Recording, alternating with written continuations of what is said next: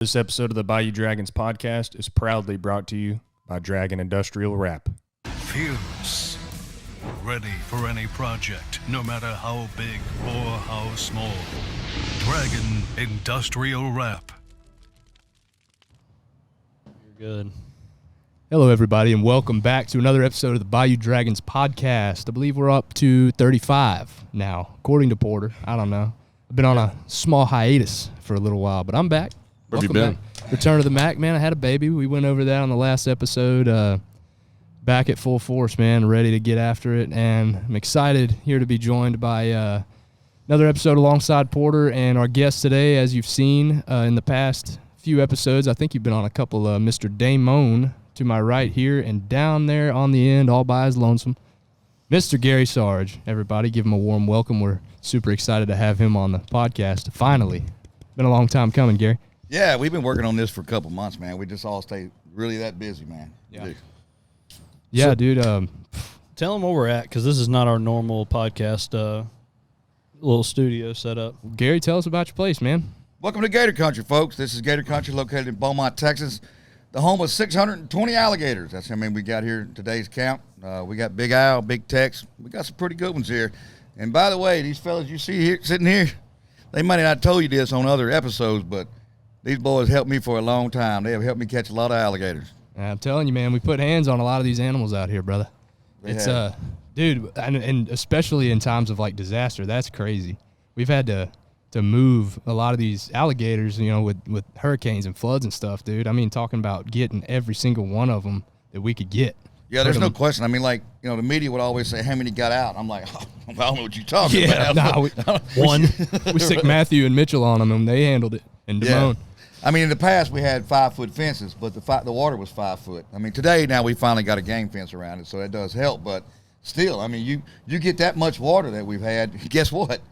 Some alligators are going back to natural habitat. It's crazy, too. The media, like, outrage and like, oh, my God, gators are going to eat everybody. It's freaking hilarious, dude, talking about how all these huge alligators are going to get out and get into people's houses and, like, everyone be on the lookout, run for your lives, man. During Harvey, I believe, was it Harvey that was like where everybody was like freaking out about that? They're like, oh my God, Big Al's gonna get out. And then after the water receded, he was chilling in his pond still. Man, that alligator been here since 1984. He ain't going nowhere, man. Just chilling, bro. Just fat chilling. If you got fed every day, just chilling, you don't need nothing, man. You ain't got no reason to leave. Yeah, I do think the game fence around this place is definitely the way to go, because I don't remember which gator, but I saw one of them scale that 5-footer and act like he was coming across the border, boy. Like, that's something that's jumped it. Just don't think an alligator can't climb a 5-foot fence. That's a fact. Hey, man, let me tell you. So, Gary, we've had this conversation before, but Porter and I were walking around a little while earlier, man. He said it's been a while since he's been out here, and, dude, this place is looking really impressive, man. It's come a long way over the past, I mean, since I've been around, it's been, you know, probably 13, 14 years I've known you guys, and, you know, I was a little kid running around in your yard at one point when y'all had this place, and man, just over the years, this place is freaking fantastic, man. You guys have done a lot of hard work, put in a lot of hard, you know, blood, sweat, and tears into this place, man. A lot of hours. It's looking great, man. No, it has. And really for me, I mean, you're right. When you guys were 12, 13, when you guys started coming out here, we used to have gator tournaments out here, man. I mean, like for real stuff, like untaped 6-foot alligators. And these guys are always in that. And matter of fact, I think y'all won one time, didn't you? Well, let's see, me and Mitch entered in one year. I don't know how they did. I can't remember. I remember I filmed it, right? I was like a little kid, and, you know, who would have thought now it would have led to this, but I was running around with my little GoPro, you know, wanting to film and stuff. But and here we are now. But, no, I was at that point, I didn't have a teammate. I couldn't enter into the actual, like, competition where you go through and you do, you know, the 3 or 4 different events that you guys put on. But there was just this one. It was like an open pot. And it was like the swimmer pond. It was all these alligators up to, you know, 3-foot max. You jump in, untaped, man, little crazy razor sharp teeth, little alligators. You know, you jump in, you catch as many as you can, and you put them in this little area, you know, outside the pond. And I jumped in and caught a bunch of them, and I ended up winning that pot. You sure did. I remember that. I got tore up the very next day. Called it the freestyle, man. Yeah, the open water in the pond. Man, I dove down in there. I saw Swamp Seeker, the Texas naturalist, Andrew Austin. You guys have heard from him. He's been on the podcast a couple of times, but he went just before me. And, man, he came out. I don't know how many he caught. You had like a minute or two. And he came out and he caught, let's call it 6, you know. I remember he dove in, and when he came up, he had an alligator. And I was little and cocky, and I was like, man, I'm going to dive in there, and I'm going to get 2. And I dove in, and right off the rip, I caught 1 underwater. And I'm looking. Dude, I thought I was down there so long, I thought I was about to die. And finally, I felt 1 and grabbed it, and I came up 2 alligators in my hand, and just everybody went nuts, man. And that got me through the rest of it. That was crazy, man. That was a fun time, man. That was You got bit on the tit, didn't you? Or was that Porter? No, I think that was Porter. Yeah, I got bit on the nipple. Yes, that's right. I got bit on the hand the following day trying There's to a show lot off of the Porter. places to take one, man, but not the titty, man. Well, I was flat against the bottom like a leech, just going around filling for gators, and I picked one up and I had them backwards. Like I was in a rush, I picked them up and that son of a bitch just went, pow.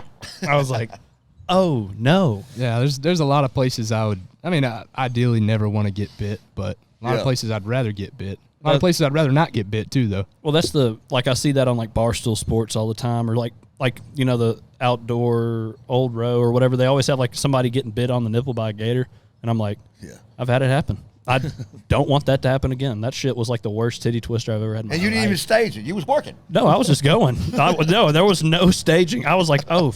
That was not intentional at all. I would never intentionally let a 2.5-foot alligator just bite my nipple. But hey, ain't it crazy though? Even a 3-foot alligator, how hard that little bastard. Oh, bro, that thing latched on. I was like, well, it's pierced. So let me tell you this, and I believe I've spoke on this before, but I want your opinion on this, Gary, because I know you and I both have taken some bites over the years. I think everybody sitting here has taken quite a few bites over the years.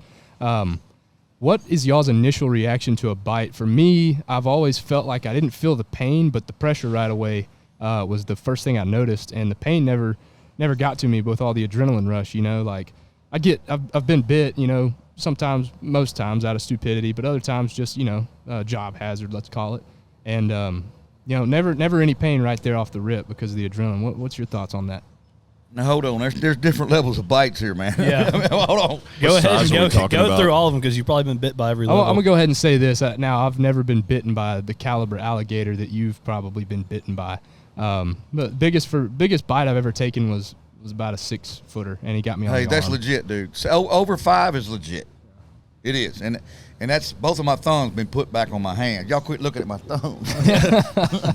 But, no, I have. And this one don't work. Now, this one will move. But you know what's crazy? We talk about the mouth biting you, and it is bad. And my first reaction is, I can't believe I just let that happen. You know, when you catch as many as we catch, you're like, I can't believe I just let that happen.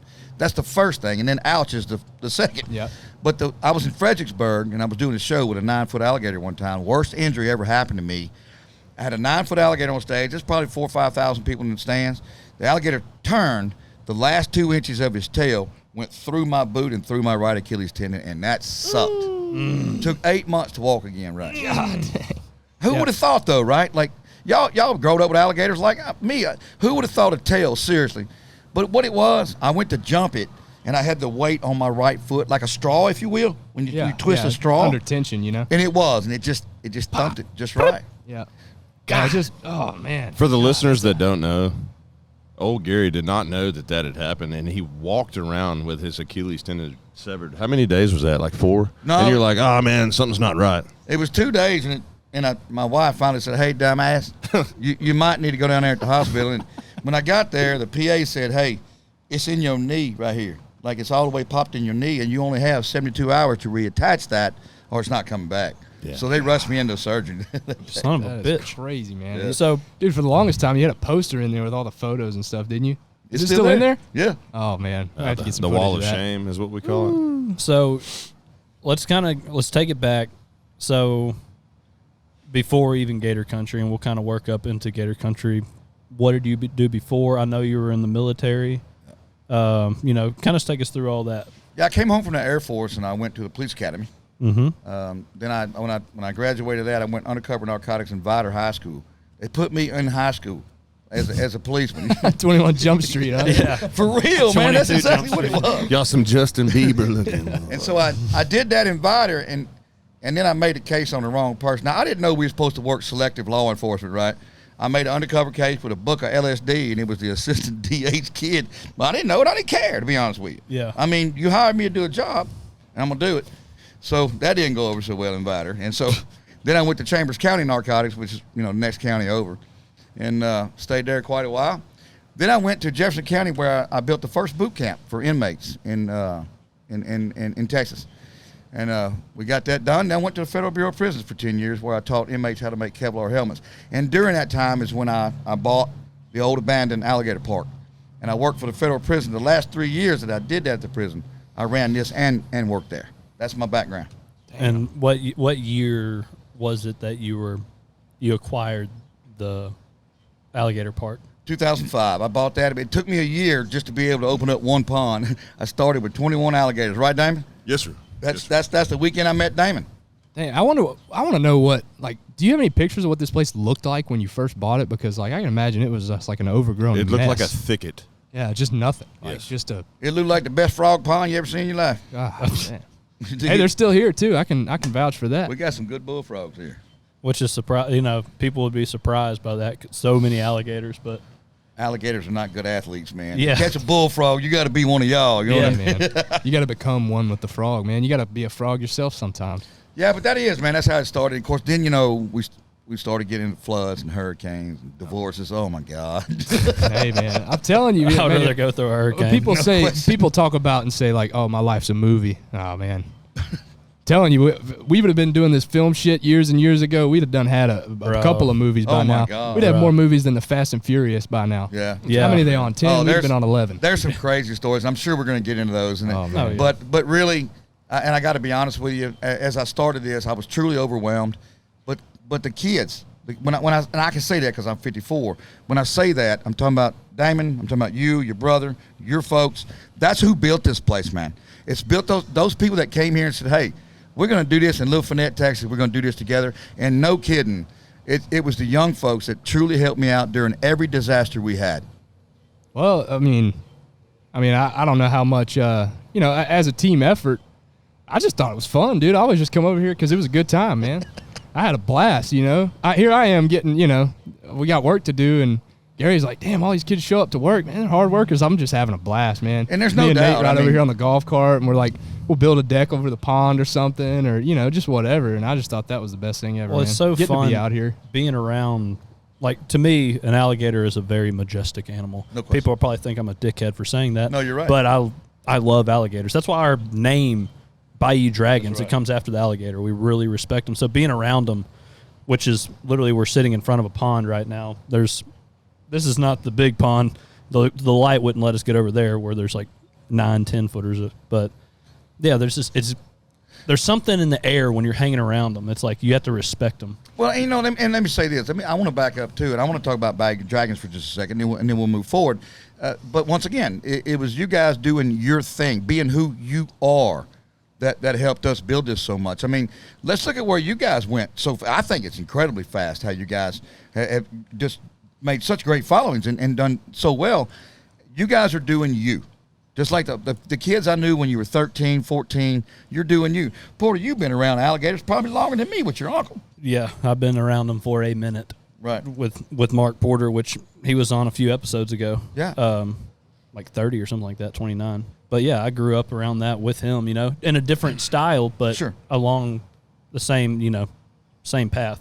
And that's kind of where, I was with him and that he was staying in Anahuac, you in Finette. So I just started coming over here and hanging out, throughout the years. Yeah, so before we go much further, what's next for you guys? Like, where we headed here with Bayou Dragons? Give me some power stuff, man. Bro, give me You guys some are doing time. great, man. We gotta You didn't know find- I was going to be the interviewer, Nah, right? Man, no. Look, I think me personally, right? There's 4 of us, and Right. we are all, dude. We're a really good team, man. Everybody does their part. There's lulls and there's times when, like just recently, man, my wife had a baby, and I got this new job and things. A lot of my life changed just recently, and so I had to kind of take a step back, and everybody stepped up and did their part, and we all worked together really well, and I think just in the future, the biggest thing is going to be how we're going to figure out how we're going to allocate our time in order to spend the most time that we can on the business and growing it. And I think, like I said, this is just me personally, but, in the coming months, I've been trying to, adjust my home life that can, be conducive to a way that I can go get on the road and I can go, expand and meet new people and that's show tough. the brand to new people and get some more stuff done, just put myself out there, you know. That's cool to me, man. I love doing shows. I love meeting new people, and I love perfecting my craft, you know. And over the course of all of this, I started shooting videos and photos because I love doing it, and that's led to more and more opportunities. So, you know, there's no negative involved with this. It's all positive personal growth and everything down that line. So, I mean, I think just if everybody shares that mindset, man, just keep growing it, dude. Well, Porter, nobody's for you, expecting anything out of it. I mean, for you as one of the original guys that, you know, helped put all this together. I mean, where are you at expectation-wise? Have you met the expectations of this so far? Honestly, yes. Especially with the social media, Matthew and Mitchell did a damn good job with the way our videos are edited, and our photos always look crisp and all this shit. Like,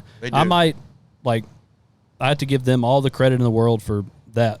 Now, I get a bunch of I'm kind of like the connections guy. I know, okay, so this is who we need to go with to do this, or this is what I know. Here, I'm super good friends with Ryan Warhola, so we get to go do trips with him. You know, I'm kind of like the guy that gets us to the places, and then they are, you know, they put it together. Yeah. They make everything look cinematic. So my spot in it, I'm not definitely nowhere on their level. I started doing a little bit of editing. I was over at Matthew's for 2 hours this past week. Oh, yeah, we put on a clinic the other day. Yeah, he showed me a little bit because I've been doing the podcast clips, and I just want to learn so I can be able to get behind the computer and help them out. But I definitely think we are where we need to be social media-wise. Listen, I did a show with y'all, in Fort Worth, and to be honest with you, I was really shocked over the amount of people that knew who you were. Oh, yeah. I mean, they were coming up to you. Remember, I've been doing this 20 years, but you guys were really pulled a good crowd in Fort Worth. Man, I had a guy show up to where I worked the other day and called me outside and had me take a picture with him while I was on the clock at work. And That's I was what I'm like, talking about. Yep. Hell yeah. I was sitting there eating lunch, and I was like, hey, come outside. And So I got to ask y'all this, because you said picture thing. So let's say you're at Saltgrass and you're eating, okay? And you're with your family, right? Right. And you're trying to do your thing. Does it bother you for somebody to come up to you while you're trying to eat? Man, not me. Not yet, at least. Yeah, I mean, I'm not going to say it's- I'm definitely not famous enough for that, but I have had people in public, never when I'm eating or something like that, but I have had people in public hey, I know you. Right. I think it would be a really good problem for us to have if it got to a point where we were getting tired of it. Trust me, it'll get there. However, I'm going to bring Damon into this. Remember, Damon was a senior in high school when we were filming one of our own shows at CMT. You can imagine walking to high school, right, and you're 17 and you're on national TV. Tell us about it, Damon. Nah, man, it was insane.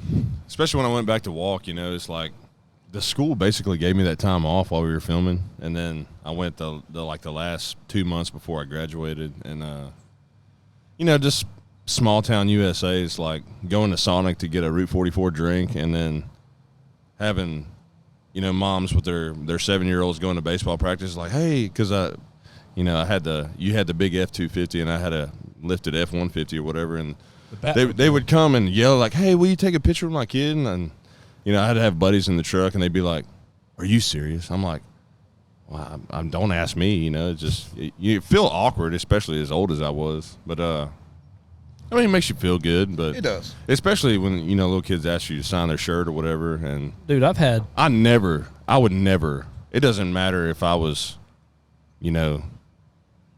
freaking Donald Trump, I would never turn down a kid or a photo or nothing like that. That's just who I am. Don't you ever do that, yeah. And, it just. I remember at the Houston Boat Show, Matt, we had players from the Rice football team and all this shit. They were that was all cool, man. towering over us, and they're like, dude, we're huge fans. And we're like, That's cool. Dude, I thought we were about to get beat up. yeah, they came up and we've seen your shit. And I'm like, oh, God. Oh, no. no. They're going to be like, y'all gay. But no, they're like, dude, can we come back there? And they hung out. There's 10 guys, all in college, just hanging out, taking photos. One of them even bought one of our metal koozies we had at the time and was like, will y'all sign this? It was like, sure. I'm just saying, I'm incredibly proud of how much ground y'all covered so fast.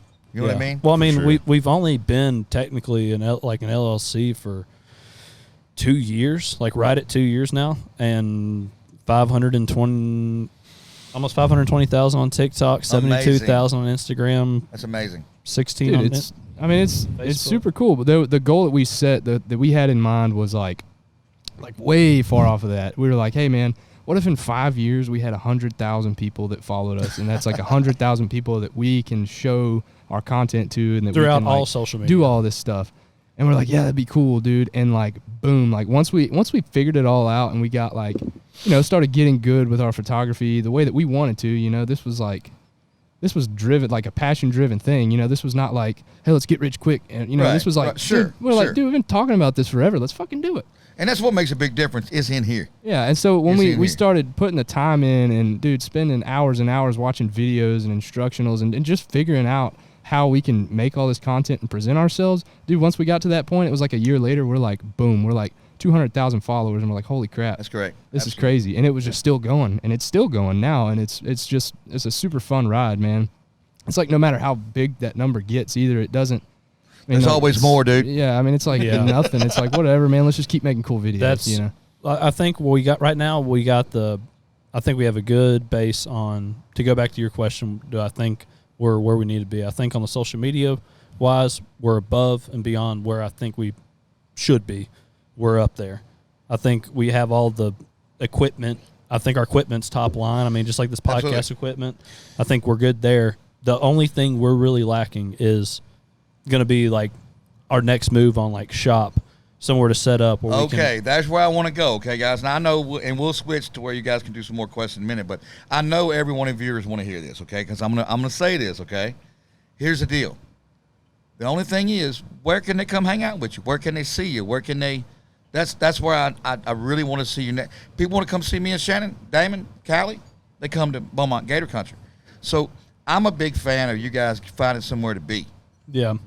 I would like to. I definitely think we'll end up with a storefront at some point. But I'm saying like somewhere where we can do, like, have a studio and then have more storage so we can keep growing the brand, as in like the apparel that we sell. So you're thinking about it. It's on your mind. Yeah, no, I'm steadily looking. We're talking about it last night. It's been a search, man, and it's just tough, not wanting to go out and go somewhere and relocate anything. Like, we want to keep it here, right? But Southeast we're small, Texas. Well, like, you got to don't do have, that. That's where you're we don't from. have a ton of options, so we're kind of just, it's does something open up, or do we have to make something? Well, let's take Duck Dynasty for a minute. Just follow me.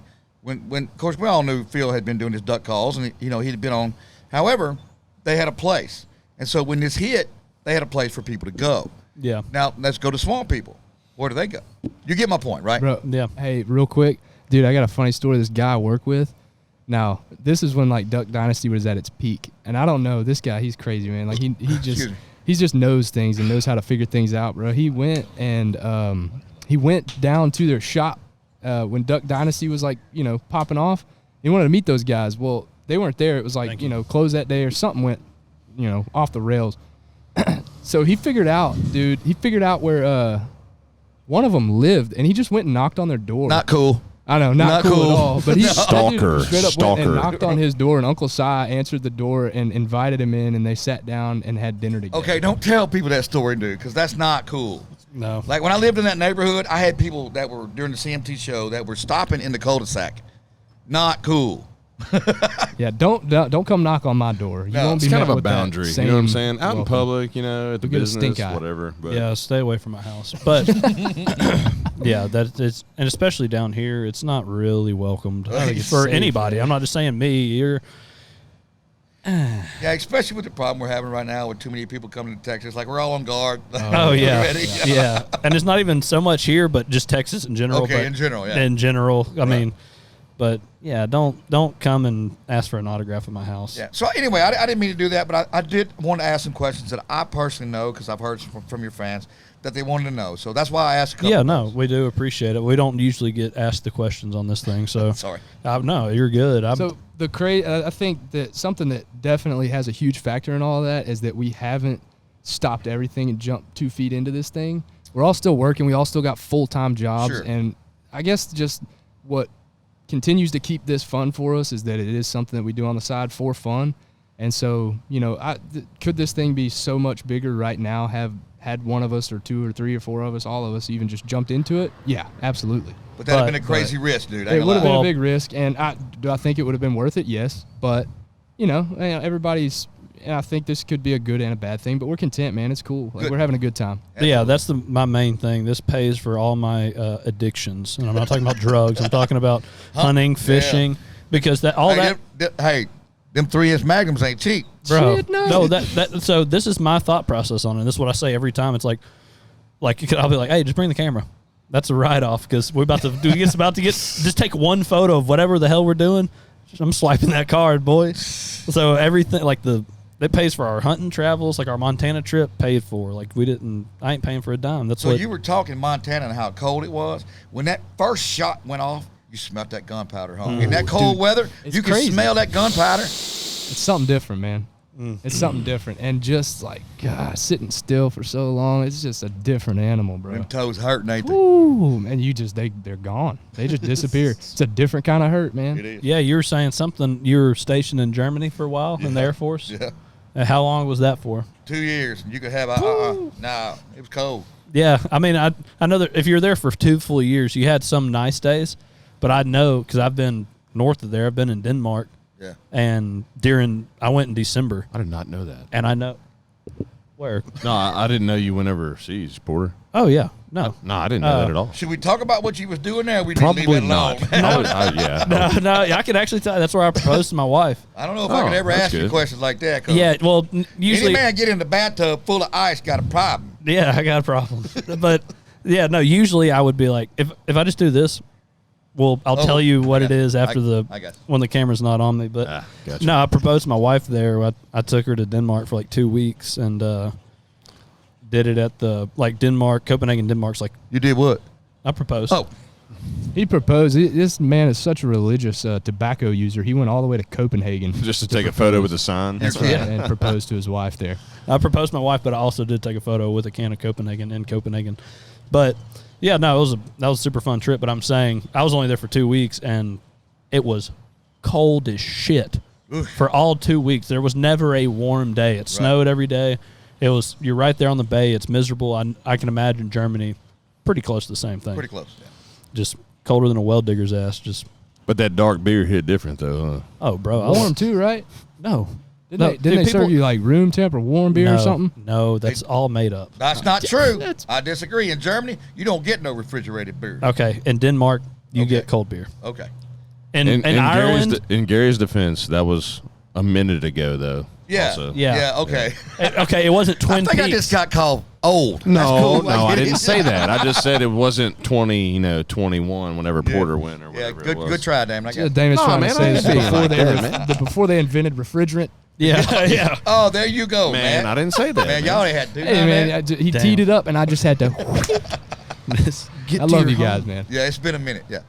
Yeah, that but no, most of the time that everybody says that, it's usually not the case cuz like I thought Ireland, all the beer there would be like I heard European beers served warm, but when John and them went, they're like, dude, the trucks are refrigerated that they drive around like, and I'm saying like they have tanker trucks just full of Guinness that they offload like it's gasoline, and it's all cooled off like at like 40 degrees. So that's a rumor, right? Let me tell you something that's not a rumor in Germany that happened to me.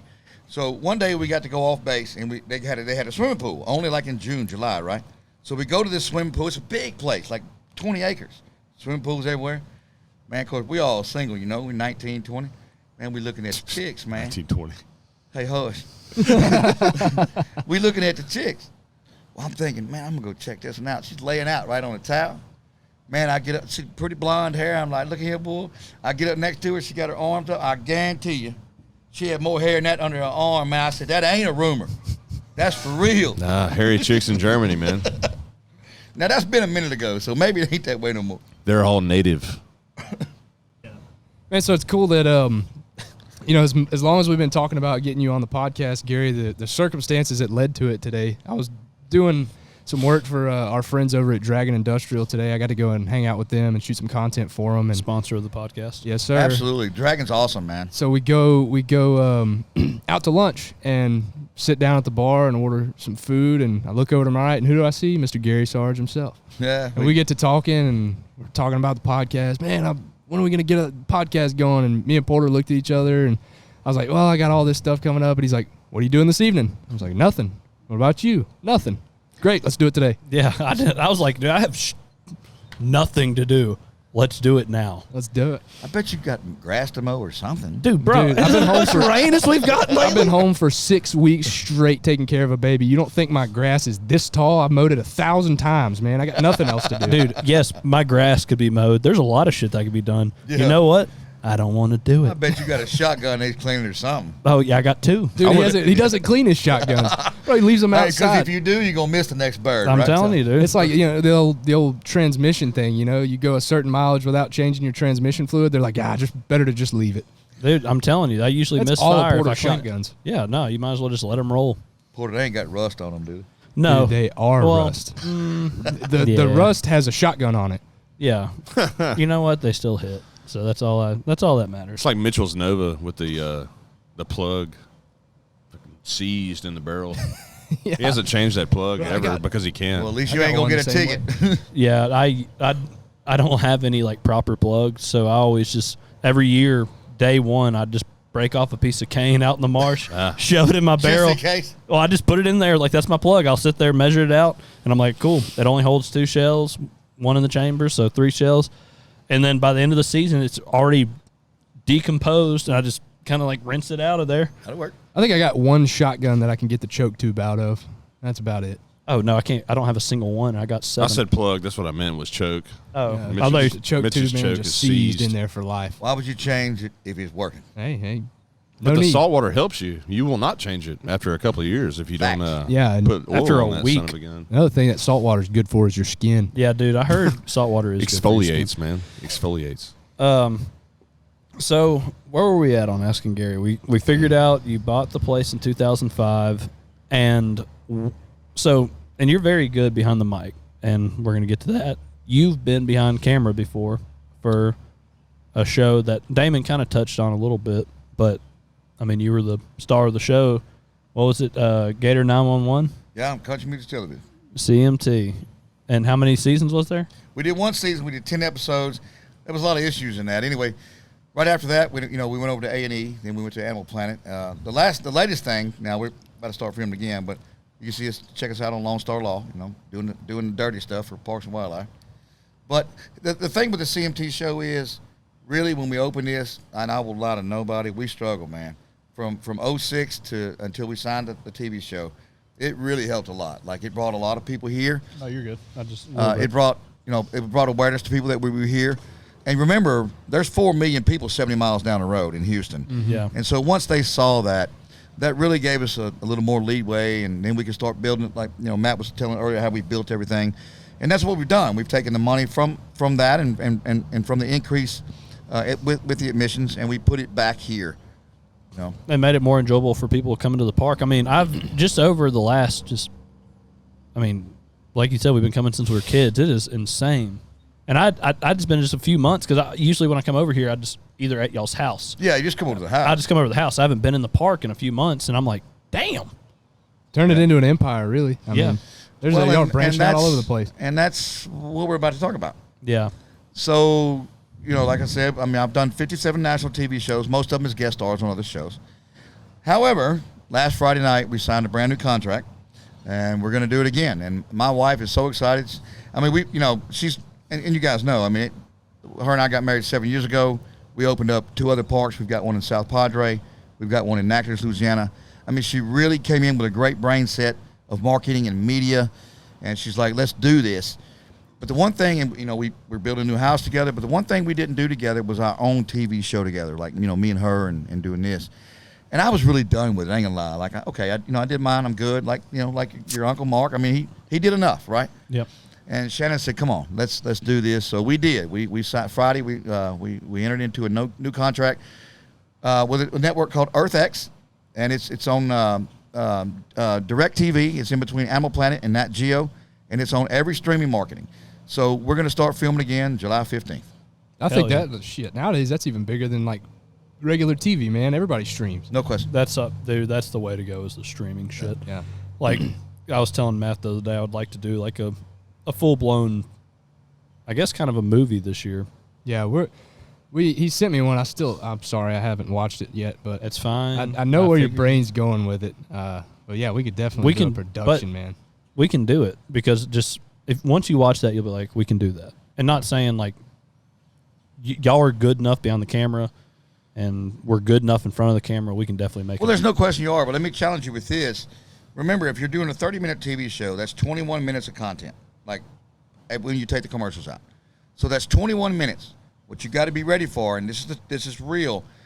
I went back and looked at my old CMT shows. I thought I got to be a better character than that. Like I've got to, even though we were doing some dangerous shit, we got to be better characters. We got to make people laugh. We got to show them who we really are. So you got to 21 minutes is a long time. No, I'm talking like an hour on YouTube. Wow. Yeah, man. No, So I'm talking the craziest thing about what you just said is that whenever you do put on this character, it's not, you don't have to go and be somebody else. No. But there's such a different dynamic to getting in front of the camera and still being able to showcase who you are. Sure. Because that camera does something to you, man. I mean, you put any average Joe in front of the camera and they just go, Kind of like how we were at the and beginning. it's like you don't know what to say. Should I be doing something else? Should I be acting a certain way? When the reality of it is just be yourself. But that's just such a hard thing to overcome. And so, like, for us to progress and get better at that is really just us being more ourselves. I and would not agree with that. having to go out of our own character to be this character that is just us. Like, it's just us, Yeah. Yeah, because I'm pretty dumb, so all I have to do is just act dumb in front of the camera. I agree with you. And not in like a dumb, Damon. dumb way. Just be goofy. You know what I mean? That's kind of my persona. So I just got to be a dingus. put it on full blast for the world to see, man. Yeah. My thing is you have to ignore the camera, especially like when me and Gary were catching stuff. We were good about that, but it's everything else. Driving to the location or getting ready or whatever. It's just, it makes you feel awkward when dudes stick cameras in your face. And Damon's right. When you're actually in it, When you're in it, you're in it. You're good, No problem. Well, yeah, your It's- mind's off of it. It's the fact of you're driving down the road. There's two cameras in the back seat in your face. You got to bring it up here, man. I mean, you can't just. You can't do what you normally Yeah. do, which is just listen to 97.1 and just drive and Correct. maybe a little bit of like, Or shoot the shit, or Well, whatever. I mean, it's funny too when that happens. You bring the camera out, everyone can just be having this cool, funny, hilarious, full blown conversation. The camera comes out, dead silence. yep. Right. Everybody's just like, what? It's funny No, dude. because when the red light comes on, Yeah. when that red light comes on, Pucker factor. you got to hit a grand slam. The pucker factor that whole sphincter tightens up. And I think it was like day 4 when we were hunting up north this past year that like CC Duck calling them finally kind of. Oh yeah, he warmed up, man. And He warmed up. it doesn't take long for you to kind of figure out. I think everybody just kind of has their own little like personal dilemma. They never thought about what they're gonna, who's gonna see this, man. What do I feel comfortable saying and showing to people? And I don't want to say something stupid. I don't want people to think I'm an idiot. And everyone just worries too much about that, about what people think of them. So when the camera comes on, okay, be honest. When the camera comes on and you know you're going to do your thing, is it better to have a couple drinks or no? I think either one. I do it either way. Either way? Minimum 12. I'm going to say, Damon, don't you even try that down Yeah. there. Nah. Bullshit. Yeah. Damon starts off good and Damon ends up fucked up. Just man. hey, and it's all that's dude. Hey, I got to look. Since we're talking about Damon, here we go with the story. I got to just get into this. So, just as we started filming with CMT, they asked me to go do a show in Midland, Texas, and they had just built the Horseshoe Arena. It held 7,000 people, and they said, "Well, we're going to do a show at 1:00." Well, me and Damon, they had us in the green room, and we had a couple guys with us. We're getting ready. The county judge that's putting this on comes back and gets me and Damon and walks us up to the crow's nest where you can see the parking lot. Look, it was packed. I'm talking about, we didn't go look at the people sitting there because I knew that would really jack Damon up, right? We just looked at the cars. And Damon wasn't even of age. He said, man, I'm going to need a six-pack over this, man. So we come back, we get ready to go. I come out, they introduce me, I come out, and then I'm going to introduce Damon. He's coming up from the backstage to see, he's seen them people. He went back down the stage, this is no lie, threw up everywhere. I said, I ain't got time for this, dude. You got to come on. There was a trash can. The lady was standing there, and she cracked the curtain or whatever, and I saw those people, and, dude, I just got sick as shit. And I was like, hit hard 90 to the trash can, emptied whatever illegal drinks that I had consumed, and That's so shook it off, man. Gary stuck his head back there. He's like, huh, tighten up, son. I'm like, okay. And then I went out there, dude, and the spotlight's in your face, and I was like, oh my God. And then in the back of your mind there, you're like, we made it.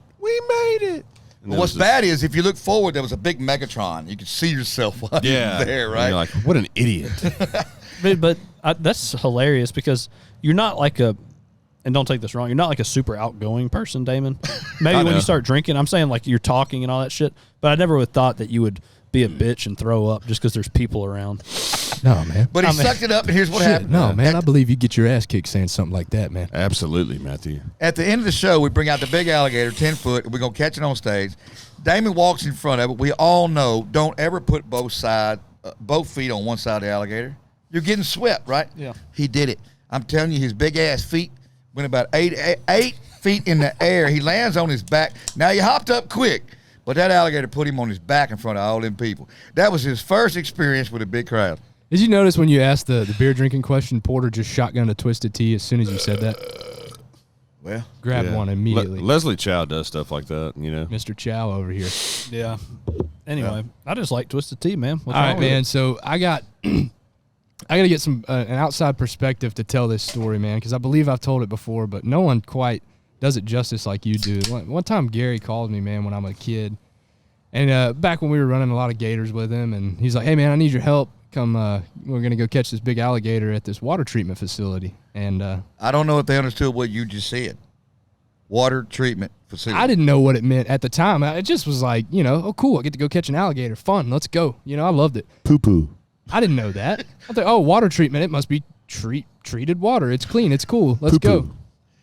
So they sent us down to the end of the earth, down in Smith Point, Texas, right by the Galveston Bay. Oh, that's the Venice of Texas. We get down there, and they told me quality. it was a 7-foot alligator. That was total bullshit.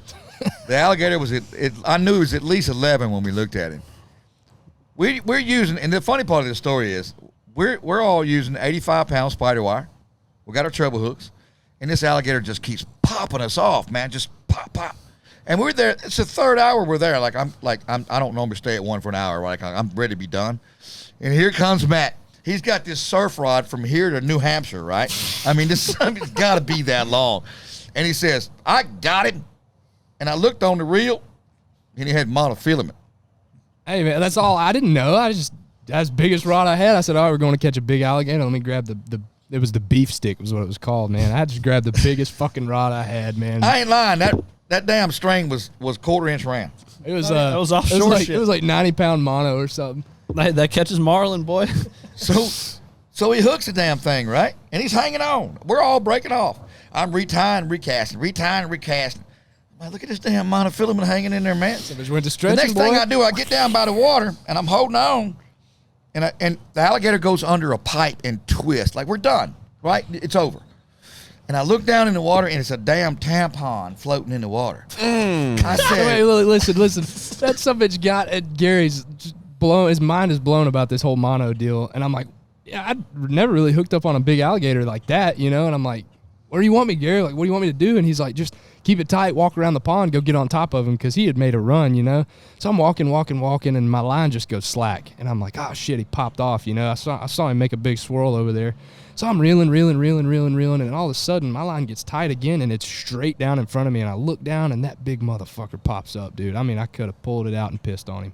He was right there. It had to be close then, man. You want to talk about pucker factor? I was standing at the water's edge, and it ended up being I think it was 11.6 or something. 11.7, yeah. And I mean, right there, dude. And that's a big head. That's a big gator head right there in front of you. But you got to tell what had to happen, though. And then he had an old swamp seeker was with us, and I said, "Boys, ain't but one way you're gonna get that wire around that pipe. Y'all gonna have to skin it down. Go ahead and take it off. Get in there." I bet Swamp was all about it. So was Matt. Hey, they stripped down to their drawers. This is no lie. We had Smith nowhere, Tech, what the hell it was, by that Galveston Bay. And they go down there and swim around this damn, look, I'm not kidding you. It wasn't just tampons floating, brother. It was little chocolate things. You know what I'm saying? Turds. Full turds. And they swimming underwater in this, man. And they finally get it. And I see his reel pulling drag. I said, them some guns got it free. About another 30 minutes, they pulled it up close enough. And then one of them roped it. It was 11.7. I guarantee you it went 450 pounds. It is the funniest thing. I have a picture. It's crazy to look back on it. Me and Andrew. Hey, it was turds all over that alligator. Me and Andrew both just nasty as all get out, sitting on top of this alligator. And we were young back then. I mean, Andrew was he was pretty swole. He was in good shape. I was a little skinny thing, man. I looked like a toothpick sitting on the back of this alligator. And they had to bathe us. The guys that worked out there that called us out were like, "Oh, y'all got in the water?" And yeah, man. Me and Andrew all pumped up. Yeah. Man, that's a shit pond. We're like, what? Like, get over here. And they dumped bleach all over us, man. And we were like, God dang, we had to ride. Man, Gary made us ride in the back of the truck. You ain't getting in this shit. Yeah, you old doodle ass. No. Oh, That was a good, but you know what? Once again, that shows the heart of the kids that I had with me. I mean, they didn't give a damn. They did not care how that alligator was. They was like, we catching this, man. yeah, we catching it. Hey, man. We gonna catch his Gary bestest, told me but if- we gonna catch. Gary told me if we caught that alligator, we get to name him. So we named him Big Chief, and we turned him out in the big pond. Yep, he's still here. Big Gary Chief. said the baby. happiest moment is when you and Andrew came up and y'all smiled. It looked like you've been eating like Hershey's Kisses. No, Don't do that to me. Don't do that to me. Oh, come on. God. Did you get it in your mouth, Matt? Tell the truth. Was it in your mouth, Matt? And I feel like I'd have remembered if it had got in my mouth, You know what? The adrenaline, he had no taste buds at the time. Look, if it did, you know what that did? It built the shit out of your character. Oh, Absolutely. your immune system. And your immune system is tell you this, champion, man. son. Yeah. If you're going to eat shit, it's best not to nibble. You know Full what I mean? spoons. Well, Yeah. if you're going to eat shit, at least catch an alligator, right? We caught Yeah, it, man. that's. I mean, y'all did it. Look, if you did eat the poop, which is fine. I mean, have you eat ever ass, told your but wife the truth, dude? Like, for real? No. Thank God she doesn't listen to the I'll podcast. say this, man. I always wanted to. You guys have always been these role models in my life, and like, Thank you. have been just these larger than life individuals. When I come up, man, we're freaking catching alligators. We're doing all this like cool and crazy shit. So when I showed up, dude, like, you don't now. This Matt that you have sitting in front of you, this guy's domesticated. When I showed up back in the day, I pulled up with the thought in my head, it takes a big dog to fuck an elephant, and I'm the dog. There you go. Let's go. So I'm doing all that. Dude, I went all out. You're for about it, as man. domesticated as a feral cat. What do you mean? I don't know, man. I don't know, Things man. have changed, brother. Porter, Things have changed. the Halloween party, man, when he showed up as Tekashi 6ix9ine was Yeah. like, I'm like, dude, this is a wild man. I'm talking about straight up teeth colored. Dude, I used Damon, to I'm Everything. old. What is a Tekashi 6ix9ine? Man, this is Alright, dude that wishes he was like gangster, but he's really not. He at did all. get shot. Very there's soft. this, the social media wave. Everybody hypes him up. This dude got real famous, rapper, and He's like Puerto Rican too. yeah. And so his big thing was like, he was like, his hair was all like rainbow, and he had like all these rainbow diamonds and stuff, and he was just, I don't know, just crazy. Well, I thought it would be a hilarious Halloween costume. So I went all out, dude. I painted. He had tattoos all over his face and his body. So I had all these tattoos. I had these giant. The rainbow grill. I had my cousin who's a makeup artist come and do all this stuff all over me.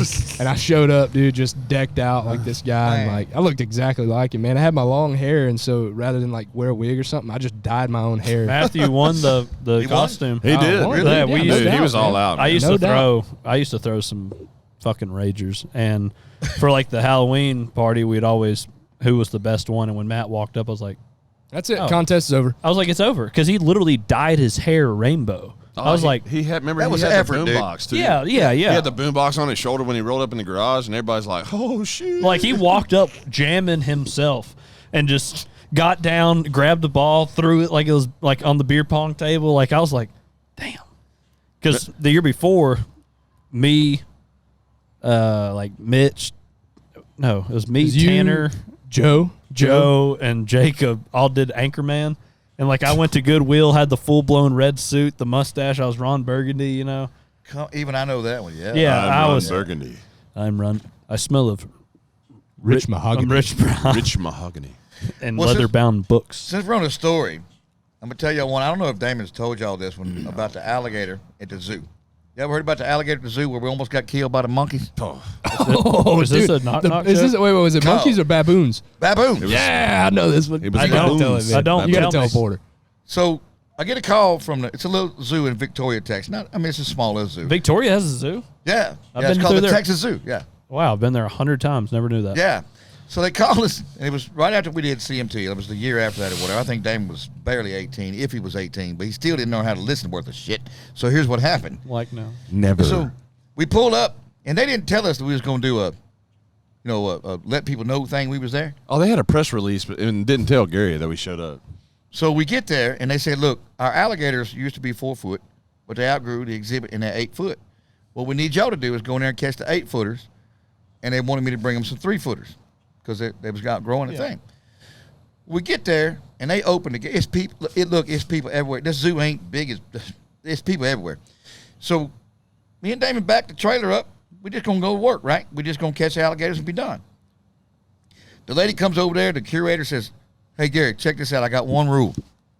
Don't look at the monkeys." I said, "What you mean? Don't look at the monkeys?" And right next to the alligator exhibit was this crab net. And then on the other side of this crab net was 9 baboons. And I don't know if y'all ever seen a damn baboon. I have. Let me tell you something. I would rather die by alligator bite than a damn baboon, right? So I tell Damon, I said, look, the lady said don't look at the monkey. Whatever you do, don't look at the monkey. We go in there. As soon as they open the gate, all 3 alligators go in the water. I said, damn, Damon, we got to work. We go in there, he makes a great underwater catch. Catch it first, and I tape him up in the trailer. He goes, we good. We got 2 to go. Thank you. The next one comes out the water. Easy catch, no problem. Got 1 to go, right, Porter? No, you understand? 1 to go, but he stays in the water. Damn, if you're wondering why I make Damon get in the water, he's taller than me. I'll drown. He He's taller. He's big, dumb, He gets in there, and he throws the alligator. We get him on the bank. We finna tape it up, and Damon's sitting on the back of this alligator, and all of a sudden I look at Damon's eyes, and he looks up at the damn monkey. And when I tell you I'm not exaggerating, all hell breaks loose. There was 1 male baboon in there with 8 females, and he thought Damon wanted his females.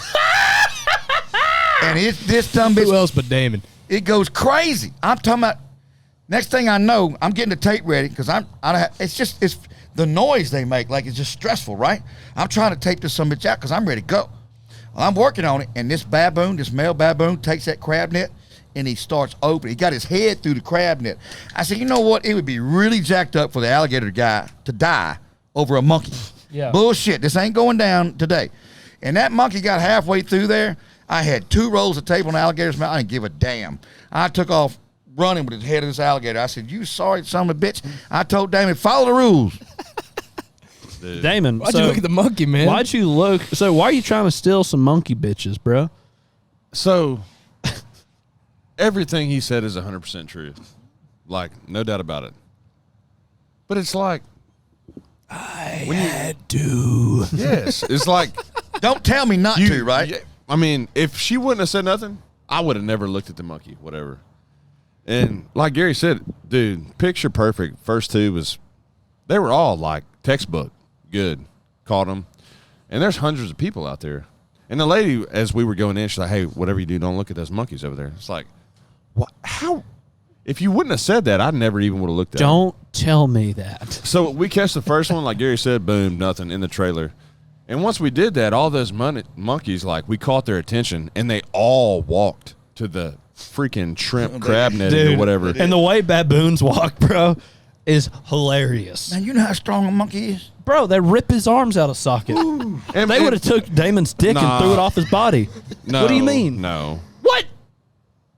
Well, I told Gary, me and him had this conversation before. Like, I think I could, if one solid punch to a grizzly bear, I think I could deter him from whatever attacking me. He called me Let me like. ask you this, man. Anyway. No. So before No. So before we're catching the alligators, right? Gary even asked. He's like, "Man, what is this? What is this separating the monkeys from the alligators?" They're like, "Oh, it's a strong, firm netting." And I'm like, Crab net. you go to the Houston Zoo and there's like, jail bars. 2-inch cable, from the elephants and rhinos or whatever. And I'm like, okay. So it all goes to plan. So we catch the first one. Like I said, all those monkeys come up to that netting. And out of my peripherals, I'm like, okay, don't look at the monkeys, right? So we go to the next one. Like Gary said, that one, it was a smaller pond, about, well, I say waist deep on me, but, Whatever. 4 or 5 foot deep. And the other one comes out. We catch that one. No big deal. And it comes to the third one, and we catch it. Gary pulls it out, and he's like, all right, Damon, get on it. So I get on it. Get up around his mouth. And as I'm sitting up with it, man, I like that male baboon was just he almost made a couple like he wanted me to look at him. And so Gary like gets 2 wraps. And then I'm like, man, fuck this motherfucker. So I slowly look. Challenger. Dude, me and him connect eyes. See, that's what happened. Our gaze, like, Slowly looked at him. I looked at him and he looked at me and our eyes met. Man, dude, it's like, how do animals get that jacked? So It's like, Porter was it works a out every day. kangaroo, I work dude? out a lot. Yeah, kangaroo, same thing. How do animals get that jacked? I don't understand. That baboon Because he had stands 8 up, females he had to and spend he time like, with. he straight up, He should have been ragged though for that. like he Batisted what I me, mean? like, dude, his veins are popping out, and dude, his eyes got big, like surprised, and he smiled, and dude, the freaking canines on that sucker. I'm like, So when this happened, he did all that and grabbed that netting and started pulling. I said, "Oh shit!" And Gary's like, "Oh damn, Damon, God, what are you doing?" And he went to jerking that netting. And dude, when he did, all his bitches went with him, and they started screaming, "Oh!" Screaming. And then the curator lady's like, "I said don't look at him." I'm like, well, obviously I'm like, we're it's too past late that. now, You bitch. know what We're I mean? done. We're past that. We're done. I've looked at him. You should have done like Blue and fed him some of them hot peppers, boy. Yeah. Damon, are you smart or did you think you could take him? Because No, when he stood up There's and he no- smiled and he gave me the Ronnie Coleman, I'm like, oh shit. there's no way that He thing didn't would look that big. And then he stood up and then like busted a flex on me. I'm like, dude. No, see, when my I seen mind. that, I'm like, however you get home, Damon, I don't give a shit. I'm out. he's like, we're picking him up now and I'm going to the trailer. We're getting out of here. Dude, they He's have like, sharp now. teeth. What? They would rip your arms out of the socket, and he would probably end up making you his 9th bitch. I'm telling you, like. Yeah. So the those curator was like, all the people, they think this is cool, right? Oh, hell yeah. What a show. So they're like, whoa! And she's like telling all the people around, I know, shh, be quiet. And we're like, get We the have a horny alligator. baboon on the loose. Get the alligator in the trailer, and then, we got to get away from this enclosure. And, man, Gary didn't talk to me for like 6 hours after that. Oh. I don't blame you. You almost got killed by a monkey because of this dude. It doesn't matter. We put a show on for those What do you people mean that it day. doesn't matter? You put Gary's life at risk because you couldn't You pop couldn't follow it. withstand yourself. I'm surprised they didn't call y'all because back. if that male would have came through the netting, Then he, what? he was coming for me. He wasn't coming Well, for let's nobody make else. sure of that. I'm But surprised they didn't I call had to y'all give back, your ass man. up over a damn baboon, dog. I love you, but No, dude. Just for the spectators, I'm Would've been surprised they dead. didn't call y'all back and be like, everybody, come one, come all. Damon's going to look at the baboon. we're having a staring contest. man, I tell you what, I don't know where we are with breaks, but I'm going to have one. But let me just tell you before we come back, I got a tiger story that trumps the monkey story. Perfect. All right, we'll get right back to it. Now we're back.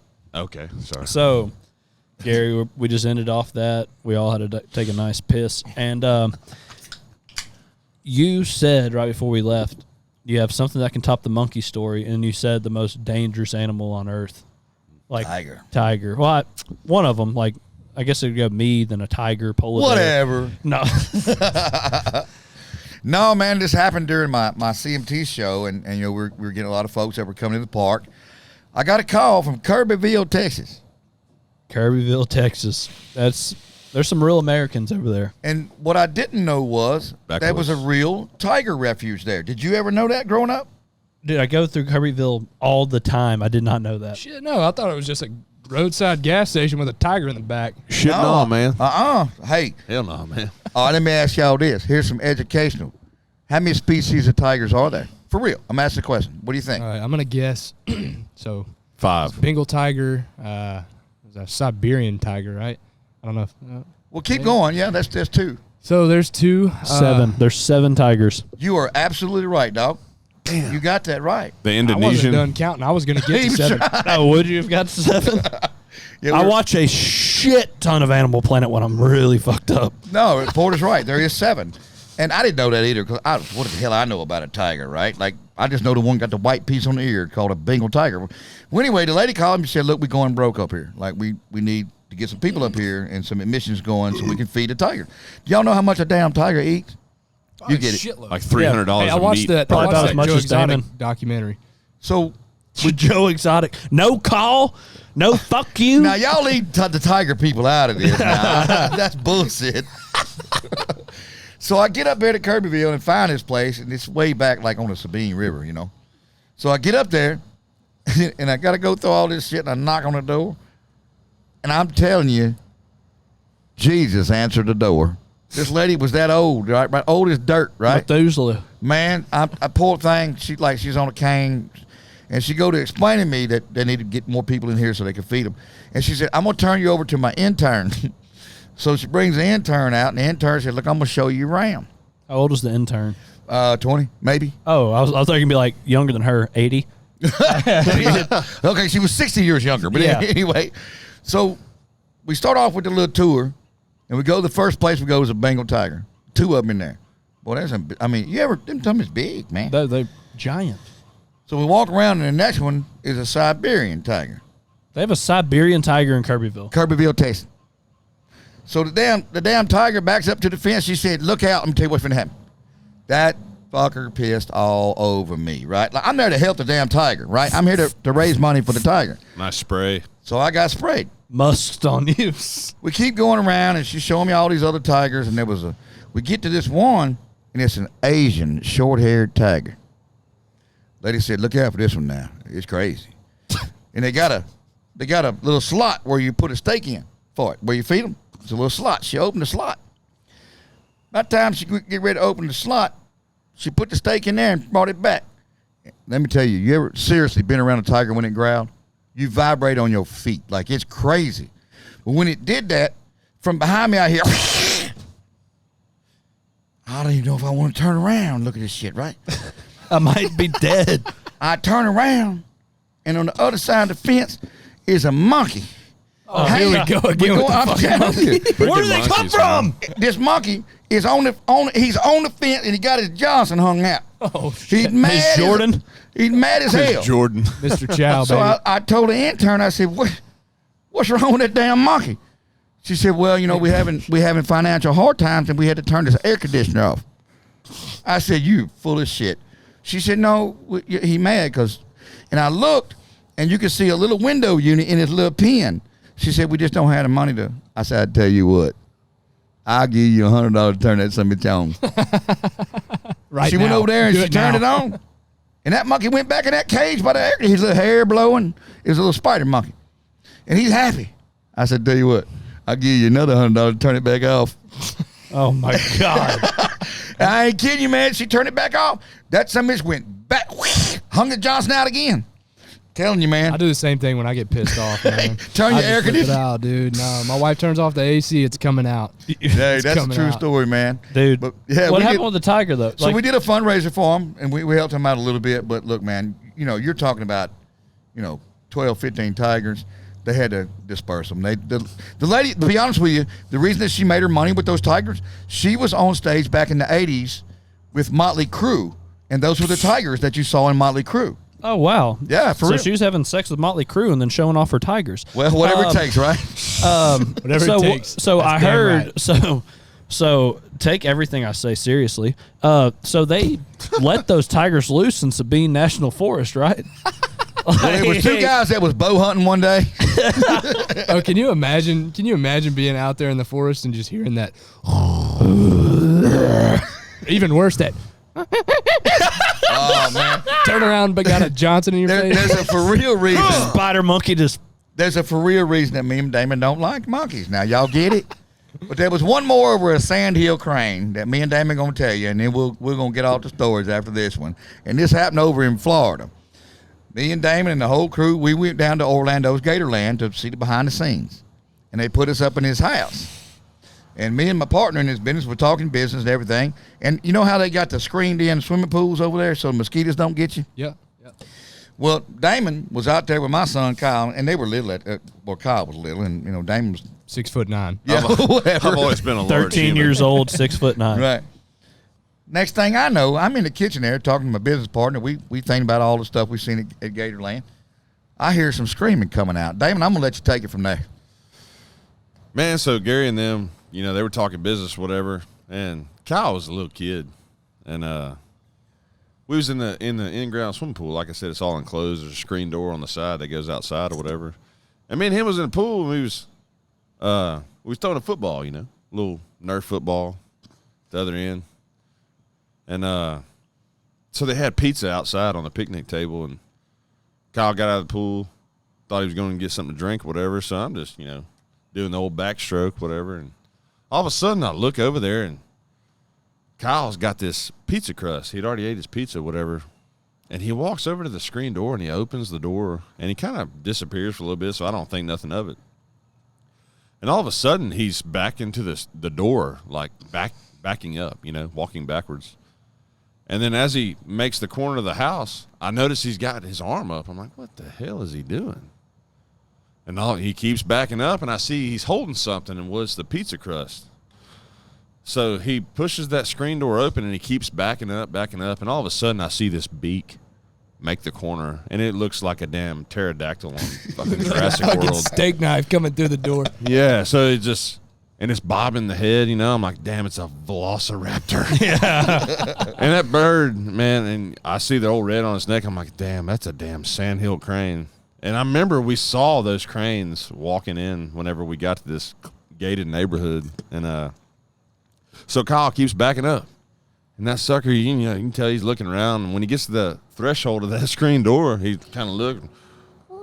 He makes a little noise. I'm like, and I don't say anything. I'm like, what do I do? I'm just watching Kyle, and then I see him. He sidesteps, and he kind of lets that crane kind of hit that crust. Gives him just enough to keep him coming. I'm like, that smart little bastard. And he keeps his arm going sideways, and that crust comes in, and it's like Kyle knew where the door, the threshold.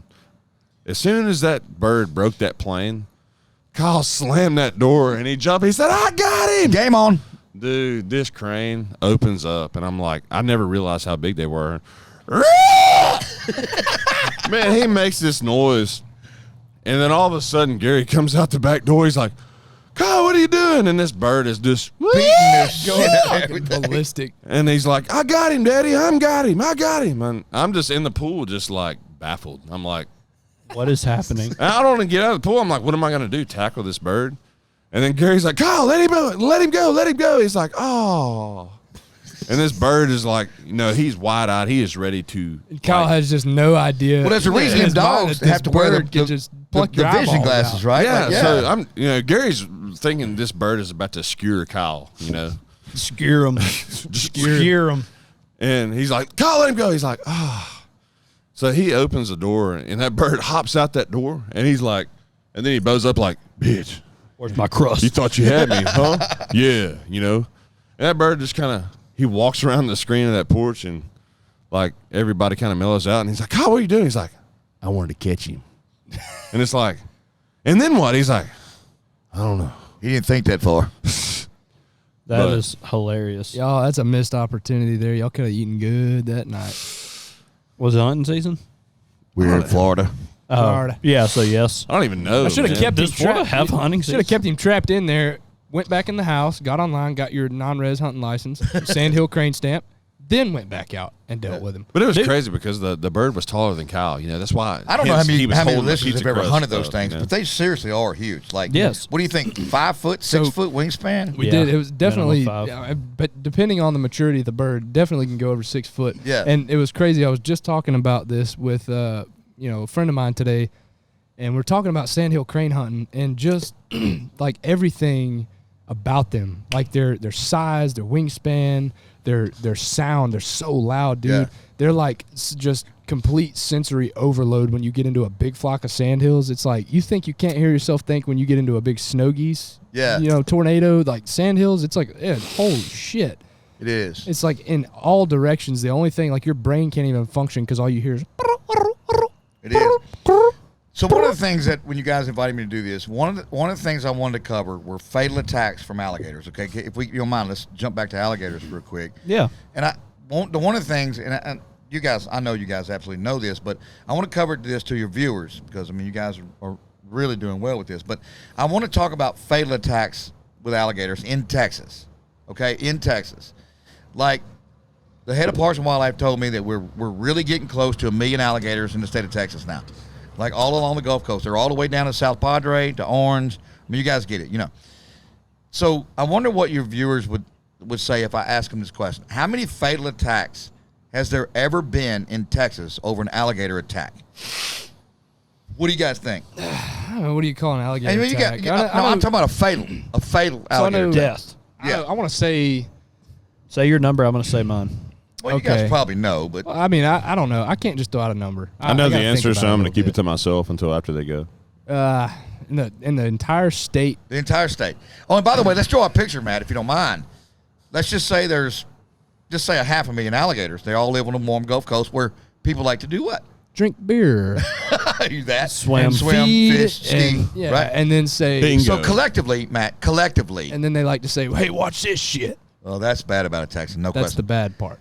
But So, collectively, how many people do you think swim all year in the same water as an alligator? I mean, give me a number. What do you think the people that go into rivers and bayous where alligators it's a are? shitload, man. I do it all There's the an time. absolute ton. Well, I know you do. Millions. I'll say this, man. I'll put this number on it, and I won't elaborate anymore. But natural in the wild, like natural undisturbed alligators, and by undisturbed I mean if you're just swimming. They don't know they're there. They're in the same water. You don't know they're there, and you're swimming. How and there's many an people alligator swim in around. the same water as an alligator in a year? Millions. Collectively in a year. I wouldn't say there's many from that. I think I'm gonna go ahead and say. Do we want the number to be year No, or like forever? What I'm asking you right now is how many people swim in the same water? Oh, it's just, I thought we were going with fatal. you can't put a We number are, on we it, are, I don't we are. think, We you are. know? I don't think you can put a number on that because Million? I say 500,000? I say yeah, millions. a million, and then they do it 5 times a year So or let's 10 go- times a year. Right, you know? correct. I said So- collectively, right. Yeah, so, so- my question is, let's go back to what Porter said. Let's talk about how many people have been killed by an alligator in Texas. 3. In the last 50 years. I would say 5, 3. 5 or 6. You know what the real answer is? 1. It was the dude in orange. Uno. It was. Yeah, I had the control number for that alligator guy. I hooked that alligator, and it spooled me. I should have took a boat. I didn't know where I was going. I went to the bayou. It was a little hamburger shack on the bayou, and I hooked it. And after it spooled me, I turned around. I told the landowner. I said, "Let me tell you something. That alligator's been hand fed." I said, and it's coming back. and that was. I mean, I want to say if memory serves, that was an instance of hold my beer and watch this that led to that. Sorry to correct you, but that's not true. Here's what happened. At 2:30 in the morning, him and his girlfriend out there, the bar closed. He said, "Man, it's hot." He went to jump in the water. He didn't even know there was an alligator there. And I'm being for real for him, right? He jumped on top of that 11.7 alligator. I did the autopsy. He was bit here and he was bit on his back, but he pinned the guy's arm here. The cause of death for that was drowning. The alligator did not have another bite on that guy. Look, if you jump on me at 3 in the morning, I'm going to grab you too. Yeah. Okay? What I want to say by this, no matter who's listening, it was a horrible situation. It was bad timing from the alligator and the guy. It was just sucky situation, right? That's what happened with that fatal attack, and it is the only one we ever had in Texas. And I just want to show your viewers, they're not the killers that swamp people say they are. Yeah, they're not. Gary, that was also at goes a to boat show- ramp, right? It was. It was a boat ramp. Yeah. Well, it also goes to show how rumors spread because for years and years I thought that dude was fucking with him. You know, he was just out there drinking one night and was like, "Hey, I'm gonna jump on this alligator." No, not true. Yeah. Nope. He But did. it'd be like us at what you're not allowed to, like at Pine Tree, jump off the deck. But there's always alligators there. Well, There's the hold my beer. There's a restaurant where people hold my throw beer French tank. fries all day For long. example, I came to see you in the hospital, Porter. Yeah, You was frogging, and he thought, I don't know if you knew it was a water moccasin, water snake, what it was, but the snake licked him. And it was Did it not? a cottonmouth. It turned out to be a cottonmouth. A nice, young, juvenile western cottonmouth who had nothing better to do with his day but Then envenomate bite Porter. And what Gary means by lick, it didn't lick him. Lick is in bite. Envenomated him. Yeah, he Where'd you get bit, by the way? I never asked you that. On the hand, I guess. On the thumb, yeah, wasn't it? no, on the index finger. I'd like to. Can you tell us? Listen, I've never been envenomated, and I don't want to be. I let my wife do that bullshit. But I'm sorry. Well, that wasn't funny. But here's the thing. What he means is handle the venomous snakes. Yeah, I he don't doesn't do mean that. get bit on a regular. I'll catch you an alligator under anything you want, but I ain't dealing with that bullshit. Tell me how it felt. Like tell Right. me what Do you felt. really want to know? I'd like to also. No, I really do. Yeah, I'd like I really to also do. hear from He was start. so intoxicated he does not recall. Yeah, from start No. to finish. your trip to the hospital? Because from what I understand, you just didn't go right away. Okay, That's what I so heard. Dumbass. Dummy. my dad listens to these podcasts too. He's gonna be so mad. So Old we Robin. all went out right there on Broussard's land off of I-10 in the crawfish fields, and I'm in waist deep water. We're catching frogs, and I'm literally like throwing them up onto the bank. And there's a bunch of girls in the truck, and they're like, That was the problem. "Yep, nope." Girls almost killed me. They're like, "There's a snake, and it's swimming right by me." Like, so I just literally just whoop grabbed it. Ouch. And Dumbass. It let didn't it get make it. it on the first time. I grabbed it. It did? And I'm like, yes, I grabbed it, and I had a perfect catch on him. He right behind the head, wasn't going to, couldn't bite me. Everything was perfect. And I just I raised it up at him, and I literally let it go, and it starts swimming away. Well, one of the girls goes, "I didn't see the snake." Oh, boy. So I started trudging after it. Do it again, dummy. I grabbed it, and I grabbed it like mid-tail, like in the back. I picked it up, and that thing, like, You knew it was coming. Oh, it was all pissed off. It already caught him once. He just goes, He thinks, man, "Oh, this dude." guy might be trying to eat me. Yeah, which, maybe I was. So what did it feel like when it first went in? Like, No, so remember when you were a kid and you got your finger pricked at the hospital? yeah. Less than that. Really? And I swear to God, which I was highly intoxicated, but it bit me, and I was like, oh shit. I literally was just like, oh. Did you know what it was? Did you know it was? Yeah. I'm with Damon. Did you know it was a water moccasin? After it bit me, yes, because it latched on, and I did one of those shakes, and it just flew right off me, swam away, and I was just like, oh no, because I looked down. So I'm like, let me reassure myself. So I call Swamp Seeker. I'm like, hey, I grabbed a snake. It bit me. He's like, is there 2 puncture holes? I said, yes. He's like, oh well, you're screwed. And I was just like, Because he got bit by a copperhead, right? yes. Yeah. And I was just like, yeah. He goes, how big was it? I was like, Little. I said 8 inches. He goes, You're oh. fucked. He You're just really screwed. You're He goes, done. you're really screwed. So I was like, why? Wait, He's like, tell him why that. Tell him why. A lot of your folks Yeah, may not so mean. for our viewers out there, Yeah. there's a couple of different things. So when he calls Swamp and he says, hey, man, I got bit by a snake. All right, how many puncture holes do you have? Obviously, a lot of you guys probably know 2 puncture holes. It's got fangs, right? Whether or not they're front, rear fangs, whatever, it doesn't matter. If they got you, you got 2 holes. Most other snakes, they have teeth all the way around their mouth, right? So if they get you, have a you'll line have a of bunch holes. of little holes all the way around, like in a little horseshoe U shape, And they have a blood thinner in their saliva that makes you bleed so much more too. And I don't know, I'm sure a cottonmouth has the same thing, but you'll bleed from every hole, so you'll be able to easily identify it, right? And another thing about Porter got bit by a juvenile cottonmouth, and there's a lot of misconceptions out there, and I'm no professional, but in my experience and in my opinion, you get bit by a juvenile snake, it's not their defense mechanism to throw everything they have at you. It's just that when they're young like that, their venom glands, everything's developing on them, they can't control their venom output. So when you get struck by a young juvenile snake, they give it all. They don't have premature ejaculate. They don't have Oh any my of that, God, you said that. That's like with Porter every time he has a intimate relationship with his Yes. wife. Yeah. It's Yeah. just too soon, right? Too fast, So He you- doesn't know, and he just goes Thank God all at Blue one Chew. time. You get whacked by, a juvenile venomous snake. They Whacked. don't have that restraint. They just give it all to you. No, Yep. and the long story short, you're right. I mean, there's an offensive and defensive bite from a snake, and the young ones just ain't learned that. So you got a pretty good bit. So it bit me, and I was like, shit. But I was like, and I called, and he goes, and Andrew told me, so there's 1 of 2 things that happen. He goes, 1, it bit you, and it didn't give you any venom.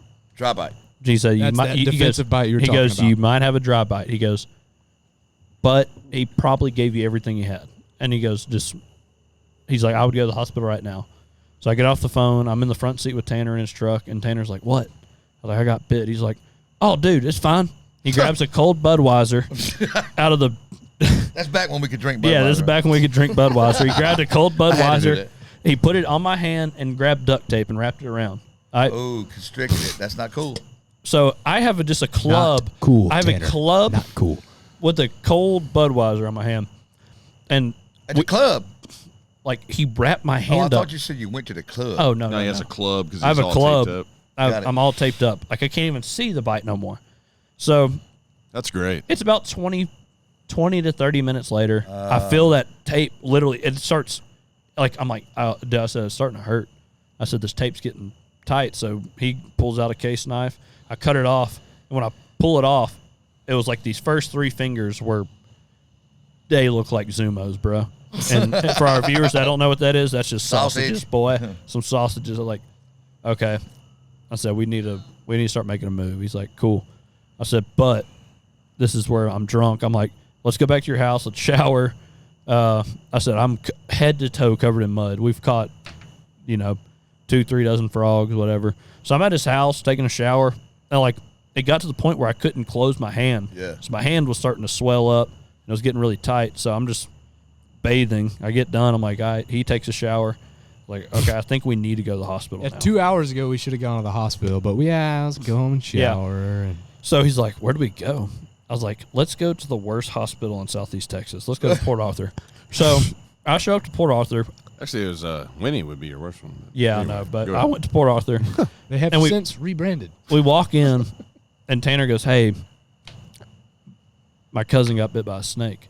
And she's like, well, here, sign this. And there's like a guy, I look over, and there's a dude that just got in a motorcycle wreck. There's blood God. pouring down his face, all this shit, but he's alive. And I go, I'm just looking at him. I look Think at I like, can wait. and I'm like, well, no. I'm like, I don't know how long this dude's been waiting. There's dry blood on his face. I just walked up and put my hand underneath the little glass, and that lady goes, oh, my God. Oh, no, it was that bad? It's the Elephant Man. Bro, my hand was like 5 inches thick. Wow. And she literally ran out. A doctor came out, and like I didn't fill out anything at that moment. And they're like, come on.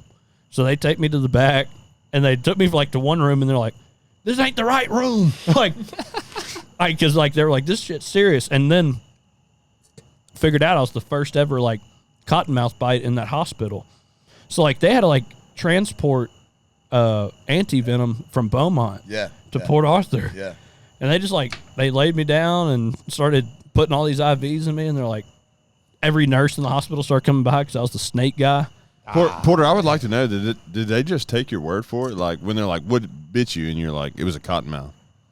Yeah, they did. They just Yeah, took my word. to bounce off what Damon said, are you supposed to have the snake there, or do you just tell them? I mean, I just told them, I said, cottonmouth bit me. And they're like, which they would just give you. Which you're the first one, so they're like, oh, we'll just wing it, Yeah, they just gave me the anti-venom for a cottonmouth, I guess. how long were you in the hospital altogether? Hemotoxin? Here, we got you. yeah, for sure. I was in there for 36 hours, probably almost 48 hours, because I came on the second day. You still wasn't good. I was not good. But when they started, they took these permanent. mark? Yeah, they Yeah, took Sharpie. permanent. They took Sharpie, Yeah. and were going down my arm every time it would swell, and they Right. write a time above it, Right. and it made it all the way up to my elbow on my left hand, Goodness. and they're like, we're trying to stop it before it gets to your heart, and I'm like, cool. That'd be a good plan. That's a good plan. So how many Sure. vials of with that. anti-venom did you have? Oh, I had 6 or 8. Really? Yeah, the doctor goes, Just to let you folks know, I've been through this. I'm kind of playing a dummy here. We actually went through a cobra bite here. However, I will tell you that anti-venom is about $1,500 per vial. yeah, I know. My dad was not happy because I was still on his insurance at the time. And So if he listens, that's just a pleasant reminder. He's not going to be mad about your actions that night. He's going to be more pissed off about that hospital bill. Well, I Yeah. think it was a great learning curve, right? Oh, It was. Excellent. Porter You does know, not aimlessly grab snakes I think for everybody women should anymore. have a Just learning experience like Porter experienced, Yeah, so and that it just got Definitely to the point. don't do that. My mom was pissed. My girlfriend at the time was pissed. Everybody was pissed. Just they're like, "What are you doing?" I'm like, You know what "Look, I told him? I'm I said done." I caught 12 frogs, and one of them some bitches bit me. Yeah, He had a cottonmouth in his belly. and yeah, man, it just wasn't a good deal. But I learned from my mistakes. It built character. I almost died. What's funny is 2 months later, I almost died again. I stepped on a hardhead, an old Catfish? Yeah. catfish. I was You at got the an beach. infection, man? I got an infection. I got a Blood infection. blood infection. Yeast infection. Yeah. Yeast He's had several yeast infections for sure. Yeah, I stepped. So this was a dumb story. I was at the beach. It was me, Joe, Uncle Bo, a bunch of people from like Porter, Texas, and Houston, and some guys were like, "Yeah, let's race." I was like, "Bro, I will whoop all of y'all." Always. How old were you?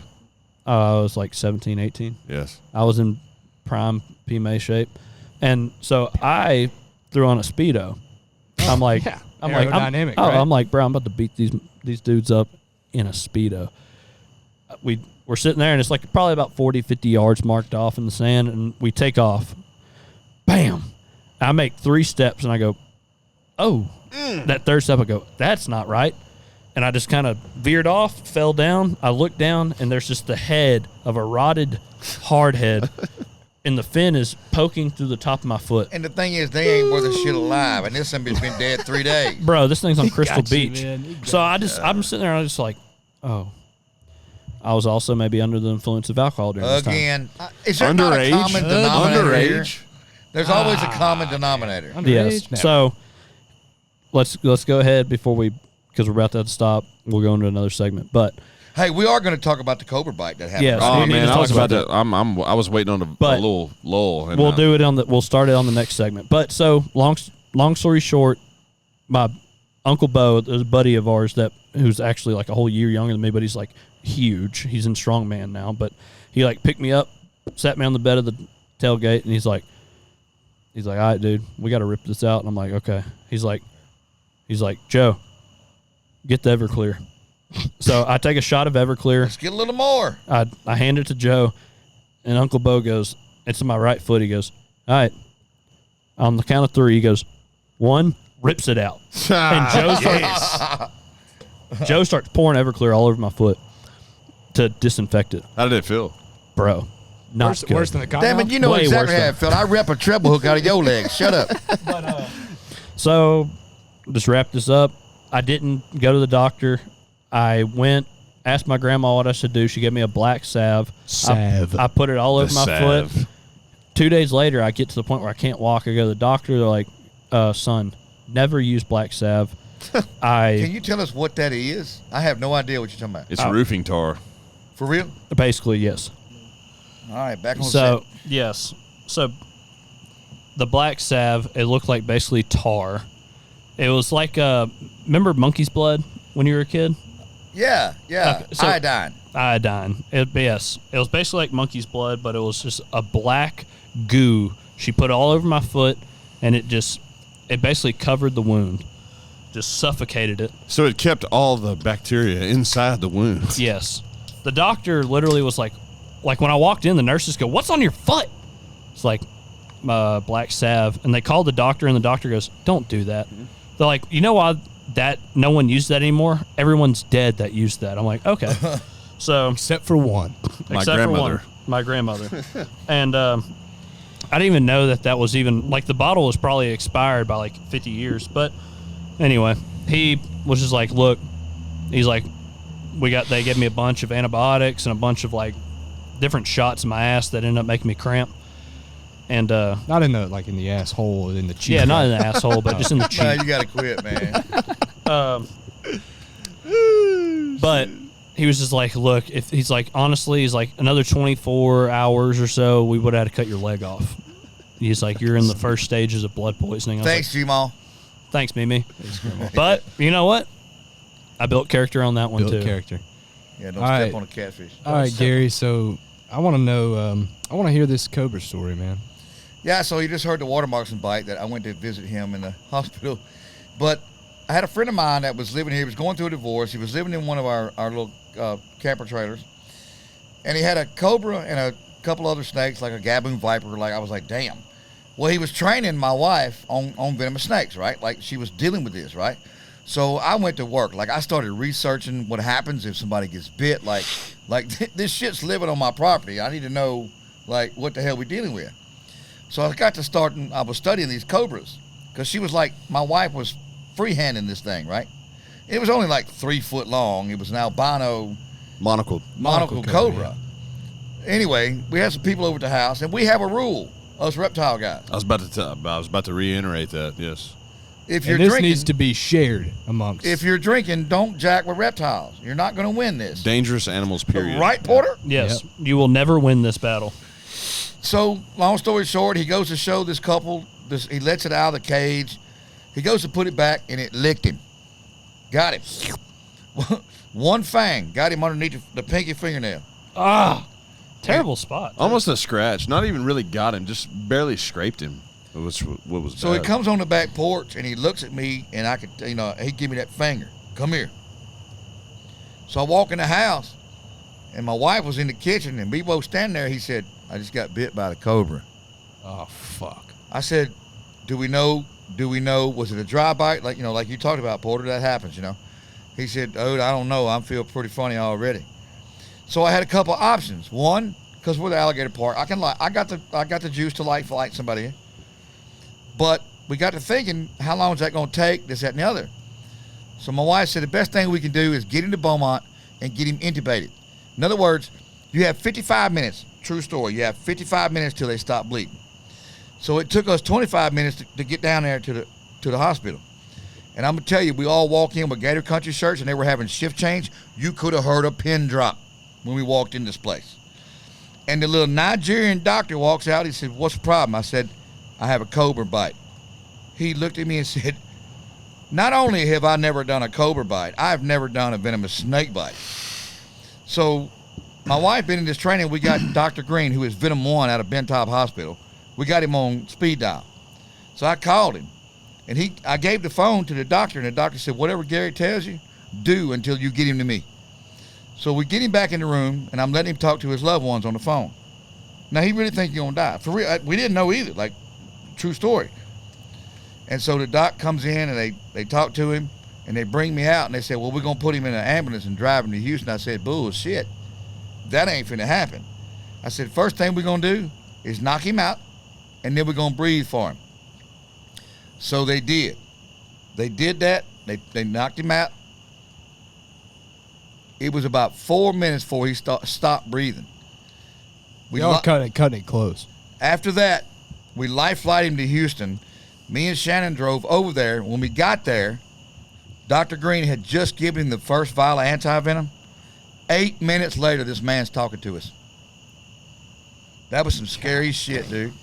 And he was out of the hospital. I'm gonna back you up though. So like when we got there or whatever, Gary was the one that stayed in there with him through the whole time, and it was right before it was getting crunch time. I don't know if you remember this, Gary, but like you were sitting there, and then what's her name was in there? I can't remember her name now, but like he started breathing hard. Yeah, like you can really, see it. really Yeah, hard. Yeah.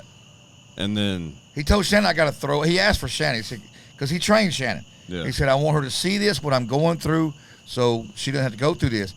And he would just want to throw up everywhere. But I think he was holding her hand or your hand. I don't remember. But dude, when he went blind, that's what got me. Yeah, that because was scary. They let whoever was there. They said y'all come in for like a couple minutes apiece, and then he's about to have to go because they were about to fly him out or whatever. And he looked at Gary. He's like, "Man, I can't see nobody." He's like, "My vision is gone." Yeah. And man, I almost lost my. I thought my buddy was about to die, and I was like, I had to walk out of the room, and He did, Damon. He looked at me and said, don't let me die. I said, you're the one in this fight, son. You're going to have to fight. and they were holding hands, and that's what got me.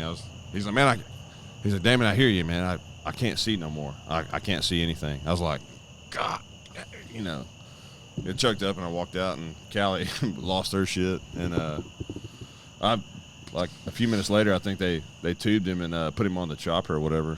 And, Yeah, it is crazy, guys. I mean, the stories this place has been through. I mean, it's been unbelievable. I mean, and we were talking about where you guys are getting and everything, and I'm not going to call any names over this, but there was a show on Animal Planet. It was an alligator show, and they came here. One of the guys was cool. The other guy was douche. Yeah, and me and the guy in the hat, he was cool. We were signing kids stuff, and I'll never forget this. And this is a story I want you to remember. The other guy that was on the Animal Planet show turned his back to these kids when these kids wanted us to sign their shirts. And I'll never forget grabbing him and turning him. We were standing right over there on that deck by them alligators. And I turned him around and I said, let me tell you something. You got your fame because of these children. You got your fame because these people care enough to come see you. don't make this child ask for an autograph. So just remember your humility. You guys are doing a great job. You got a good fan base, but it's about the people, right? That's It right. is. It's damn straight, man. I mean, We wouldn't be nowhere Said we- without them, honestly. never turn them down, dude. I still, right now, think that's the coolest thing ever, man. You know, It is. I see people, you know, man, it's so crazy, dude. Like, I've probably said this time and time again on the show, man. Going out and being from little nowhere, Texas, and seeing somebody who's like, man, I really love y'all's content. It's a Oh, great cool, feeling. man. Yeah. Where are you from? Oh, man, I live in a town you've never heard of in the middle of North Dakota. Right. You know, thousand miles away from where you're at.